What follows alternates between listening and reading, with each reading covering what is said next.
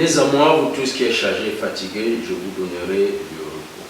Jésus-Christ a fait l'appel à quiconque aura besoin de lui parce qu'il est le véritable repos qu'il donne à une âme assoiffée. Alors, encore ce soir, dans cette émission, nous accueillons l'un des anciens de notre pays qui a fait du chemin, qui a une histoire à nous raconter, car les gens disent un homme sans histoire n'a pas le droit d'exister. Et alors, ce jour, nous avons en notre compagnie le révérend Théodore Djamini, le pasteur de l'église de Bodjongo. Bodjongo, c'est du côté de Bonabéry, à la sortie en allant vers l'ouest. Et c'est un quartier populaire de la ville de Douala, puisque nous sommes au littoral. En compagnie avec lui, je révérend que le Seigneur vous bénisse. Bienvenue. Que Dieu te bénisse, mon cher frère. Bienvenue. Merci et merci d'avoir accepté notre invitation. C'est moi. Ok, alors d'entrée de jeu, revenons, comment avez-vous cru au message? Alors, j'ai cru au message par le témoignage du moment.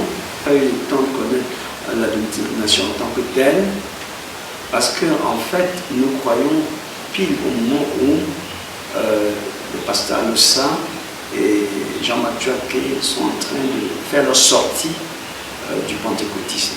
Nous sommes dans une église pentecôtiste où il y a en même temps pasteur Aloussa, pasteur Kadi, Boué, j'ai encore très bien la mémoire, et c'est là qu'on s'est fait baptiser. Et quelques 6 mois à peine, la scission doit s'installer, et voilà. D'accord. Alors, est-ce que quand vous croyez, pourriez-vous imaginer que vous serez ministre de l'Évangile et surtout à la tête d'un peuple? Loin de moi de m'y attendre de toute façon, parce que les ministères souvent on le redoute.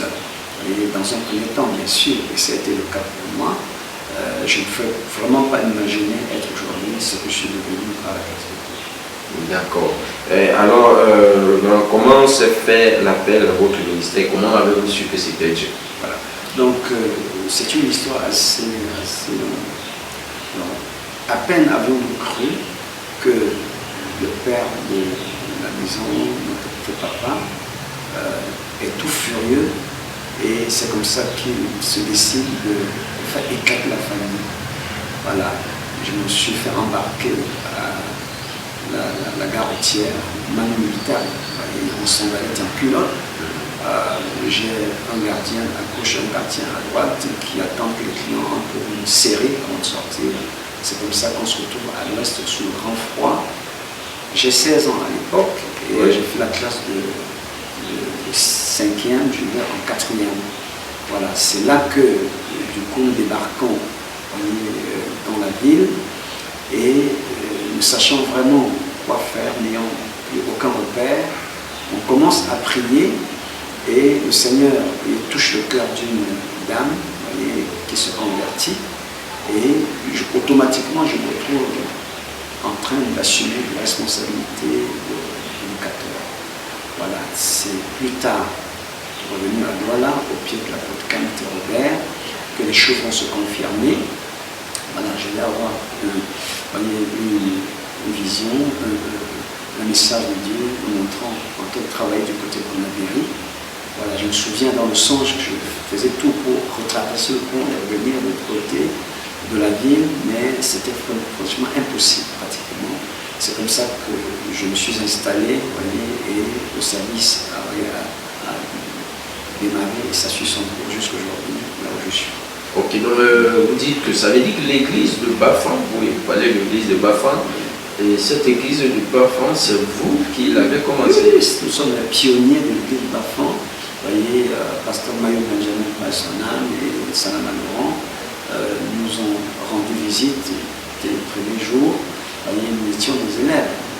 Et puis vraiment, malgré la peur qu'on avait au ventre, le Seigneur a quand même su nous aider. Donc, dans la persécution que vous vivez, c'est passé comme dans les actes des apôtres, a fait naître une église. Tout à fait. D'accord. Et comment vous avez vraiment su que c'était Dieu? Non, bien sûr qu'une flamme, ça ne se cache pas. Voyez, puisque ça brûle, et puis c'est pour qui dit malheureusement si ne cache pas l'évangile.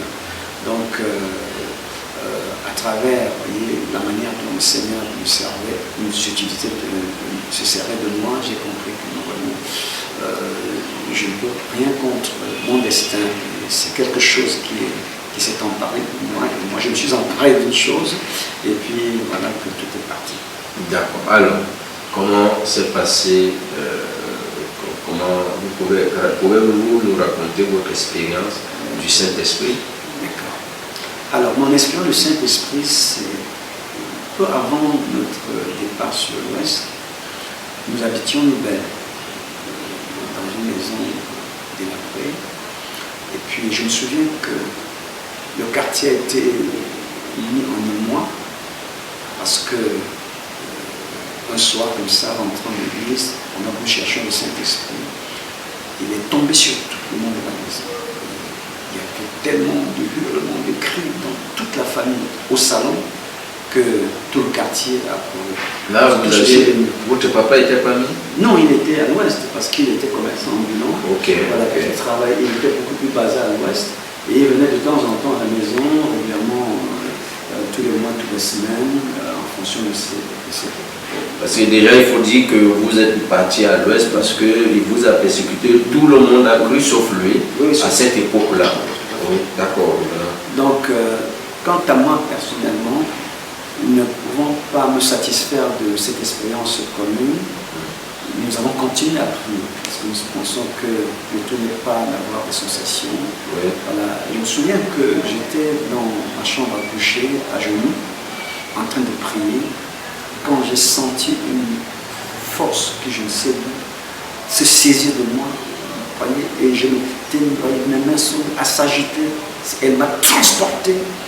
Il m'a frappé contre la porte de la maison, expérience qui pour moi était assez effrayante. Mais je sors de là, voyez, étant transformé, je ressens une paix profonde dans mon âme que je ne saurais expliquer. Et par la suite, étant un garçon connu timide dans le quartier, du coup le lendemain, je suis dans les rues en train d'inviter les vieilles mamans à donner la vie à Dieu. Et eux, tout étonné, tout le monde, mais qu'est-ce qui a pris cet enfant? Ce enfant qui était si effacé, si, vous voyez, il est devenu tout autre. Là. Vraiment, ça a enflammé, vous voyez, mon âme, en sorte que vraiment je ne peux plus m'en retenir. Donc ça, c'est ma première expérience avec le Saint-Esprit. Et pensez-vous qu'au jour d'aujourd'hui, il y a encore le même engouement, la même soif de la recherche du Saint-Esprit? C'est ce que nous déplorons tous. À savoir que voilà, aujourd'hui on est un peu plus lourd, c'est devenu plus pesant et ce genre d'esprit se font de plus en plus rares. C'est une situation que nous déplorons. Bon, néanmoins, nous osons croire, comme dit Frère Branham, que le Saint-Esprit peut se recevoir sans les sensations. Et ça nous rassure que quelque part il reste encore quand même des effusions de Saint-Esprit dans église, même s'il n'y a pas de sensation. D'accord, nous parlons maintenant de toute autre chose. En regardant les réalités de la foi aujourd'hui et que vous lancez un regard rétrospectif, pensez-vous qu'il y a des choses, auriez-vous des regrets sur des choses que vous auriez dû accomplir que vous n'avez pas pu? Oui, bien sûr. En tant que ministre, et un être humain, nous avons tous toujours tendance à essayer de nous surpasser.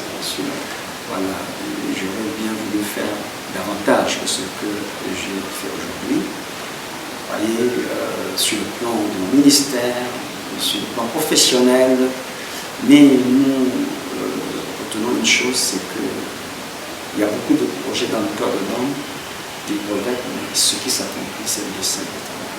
Donc, loin de moi de regretter tout au contraire, je rends grâce à Dieu pour toutes choses. D'accord. Ok, tout au long de votre parcours, quels sont les faits saillants et points marquants dans votre ministère? Alors, c'est ce début du ministère, vous voyez, qui est assez fracassant déjà. Parce que comme nous arrivons à l'ouest, c'est la cellule qui nous attend. Le père étant furieux, il va nous traîner, vous voyez, par la bastonnade dans les rues, de nuit, sortant de l'église. Et c'est comme ça qu'une patrouille mixte de la police va nous récupérer en pleine rue. nous pensant que nous étions des délinquants. On va se retrouver au commissariat central de la ville. Tout ça pour l'évangile. Mes deux frères et ma soeur Élise, l'épouse de Pasteur Guéon, à son âme, et aussi aujourd'hui rentrée à la maison. Voilà, et on a passé la nuit avec des malfrats en cellule, genre des tipis, tout ça, des odeurs. Et le matin, on va nous interpeller pour s'enquérir de la situation. Et on va commencer à frapper sur les tenues pour les pousser à parler. Mais grâce à Dieu, nous serons quand même parlé. Donc ça m'a quand même assez marqué. Et vraiment, je crois qu'il a fallu quand même avoir quelque part en soi un appel de contenu, sinon nous ne serons pas parlé. Alors, au milieu de tout ça, qu'est-ce qui vous a galvanisé à avancer? Parce que d'aucuns, nous voyons d'aucuns dans ce genre de situation, courent, retrouvent. Mais tout à fait, nous tout au contraire, c'est vraiment la preuve que nous avons affaire avec Dieu. Parce qu'il venait dans des visions pour nous montrer des choses assez merveilleuses. Et puis, au lycée là-bas, dans la salle où j'étais, la 4e, qui était une salle de parachutés qu'on a récupérée dans les écuries par-ci par-là. Ils avaient une moyenne générale de 8 de moyenne. Mais là, Dieu a fait grâce. J'étais un as dans le lycée. Et je me souviens qu'à la rentrée scolaire du trimestre suivant, on a rassemblé les gens sous le drapeau. Donc on a commencé à donner les résultats par salle. Voilà, arrivé à la 4e M5, quand on donne la note générale, les gens se remettent à nous huer. Et le proviseur dit attendez. C'est là que se trouvent les éléments les plus futés de cet établissement. Il nous fait sortir, il dit monsieur Diamé-Zodor, 16,5 de moyenne. Wow. Toute la classe a hurlé, tellement le Seigneur, voyez, nous suivait, nous accompagnait, que vraiment nous étions prêts à mourir pour la cause. Hein. Même s'il fallait tout perdre, vraiment, on était prêts à aller jusqu'au bout. Voilà, c'est là que j'ai rencontré la femme du pasteur Tina, qui est à Pécadis. Et avec cette flamme, je lui ai parlé, elle a donné sa vie au Seigneur, sans savoir que c'était la fille du président du tribunal de la ville. Donc ça a mis la vie en émoi. On appelle le commissariat, on appelle le prophète, qui appelle à son tour le proviseur pour dire des mots dangereux là-bas, qui ont été de séduire les gens, on a des livres magiques et tout. Vraiment, à 16 ans, qu'est-ce que j'en sais, moi, hein, tribunal, procès, qu'est-ce que j'en sais? C'est comme ça qu'on a fini par nous séparer le banc. Mais elle s'est donnée au Seigneur, pastoral, ça l'a baptisé avec son passage, croyant. Donc le Seigneur a fait tellement, voyez, qu'aujourd'hui, il est impossible. Qui parmi les plus anciens a été votre modèle et mentor dans sa vie et son ministère vous a galvanisé? Alors, vraiment, là ça part dans tous les sens. Parce que j'ai été sur plusieurs ministères. Pasteur Guéon Joseph m'a tenu pendant les années à Polytech, parce que je suis ingénieur de formation. Je suis rentré depuis 6 mois. Vraiment parce que c'était un monsieur assez pragmatique et engagé, assez sérieux dans son ministère. Il y a Pasteur Joseph Olessa qui m'a d'une part sûrement marqué. C'est mon ancien, c'est le patriarche. Nous continuons à garder des relations très serrées. C'est moi qui l'héberge ici chaque fois qu'il est là.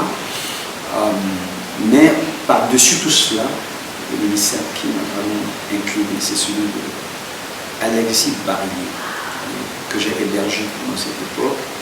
J'ai vu, j'ai été marqué par la simplicité qui caractérisait cet homme, de le voir se coucher, là, même les carreaux, sortant de l'Europe là-bas, vraiment pour lui, la vie, il la réduisait à sa plus simple expression. Et ça m'a beaucoup caractérisé. Et jusqu'aujourd'hui, j'en ai encore les effets, parce que je ne veux rien de compliqué, je suis innocent.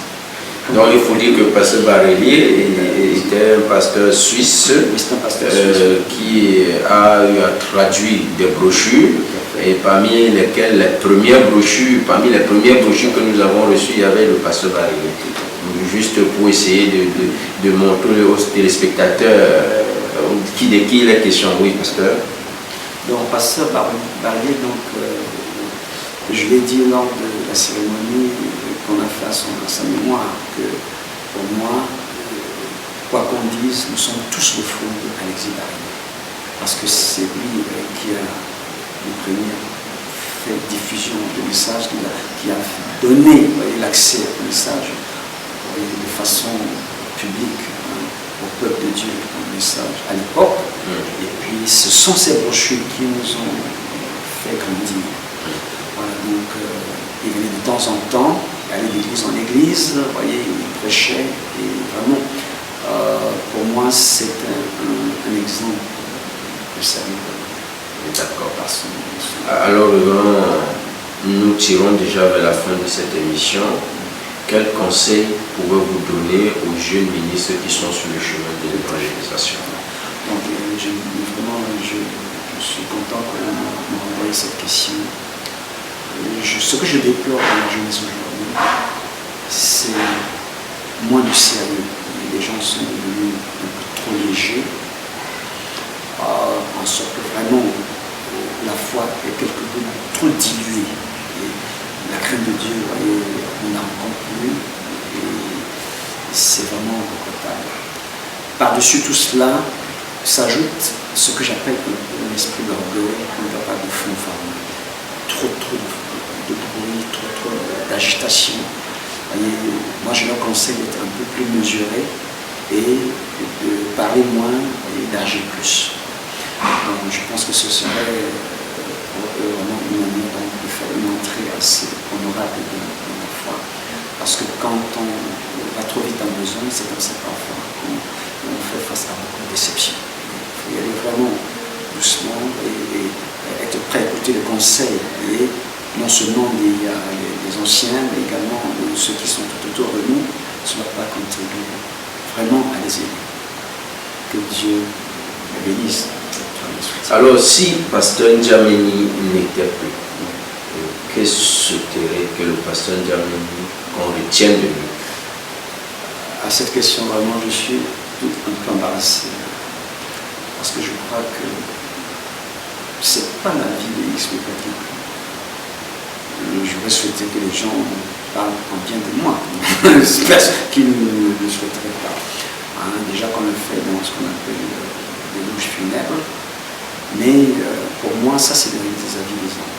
Ce qui est le plus important pour moi, c'est ce que Dieu pense de moi. Je vis ma vie, et je m'évertue à le faire en toute sincérité, de façon à rendre gloire à Dieu. Donc, mon souhait, c'est que ma vie puisse rendre gloire à Dieu. Alors, pasteur, alors que nous sommes vraiment déjà à la fin, que pensez-vous de la chaîne Eagle Kenos Media? Voilà, donc ça fait un bon nombre de temps que je suis Eagle Kenos. Ah, merci beaucoup. De temps en temps, je vois les vidéos qui me parviennent et je ne peux que vous encourager parce que vous êtes en train de faire un travail excellent. Voilà, puisse le Seigneur vraiment bénir la chaîne et vous donner davantage de moyens, davantage d'inspiration pour l'établissement des cieux parmi nous. Voilà, ma prière que vraiment vous avez. Alors pour votre temps, l'équipe de Eagle Kenos Media vous remercie beaucoup. Et nous disons également merci à tous nos chers téléspectateurs qui nous ont suivis jusqu'à la fin. Nous ne passerons pas sans toutefois remercier tous ceux qui nous soutiennent dans l'ombre et toute la grande équipe d'Eagle Kenos Media, à savoir le frère Paul Alain Bolo depuis le sud, sans oublier nos correspondants au Rwanda, frère Anko, sans oublier ceux de Ouatia, frontière Ouganda, le frère Apapa de Jésus. Vous êtes nombreux, sans oublier ceux du Centrafrique, que le Seigneur vous bénisse richement. Sans oublier également les pasteurs ici du Cameroun, en l'occurrence par exemple du pasteur Kémy Félix. Merci pour tout votre soutien. Que le Seigneur vous bénisse richement. À très bientôt. Shalom.